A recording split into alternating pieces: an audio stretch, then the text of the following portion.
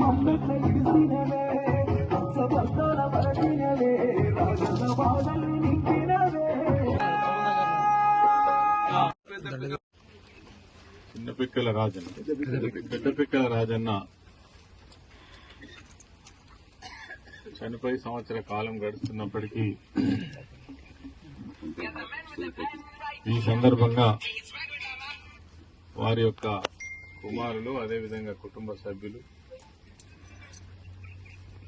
గొప్పగా వారి యొక్క విగ్రహాన్ని ఈరోజు ఆవిష్కరించి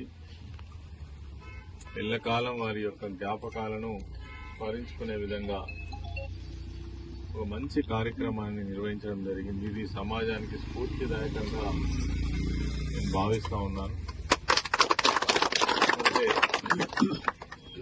రోజు రోజుకు బంధుత్వాలు, ప్రేమ, అనురాగాలు ఇవన్నీ కరువైతున్నటువంటి రోజులలో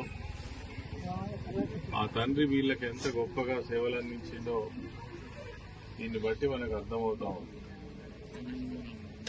వాటి జ్ఞాపకాలే ఈరోజు ఈ కుటుంబం యొక్క ఆ ప్రేమను చూడాలన్నటువంటి రాజన్న, అదేవిధంగా గ్రామస్తుల, పార్టీ నాయకుల అందరి యొక్క ప్రేమ అనురాగాలను చురగొన్నటువంటి రాజన్న మన మధ్యలో లేకపోవడం అనేటువంటిది బాధాకరమైనప్పటికీ వారిచ్చిన సందేశం అంటే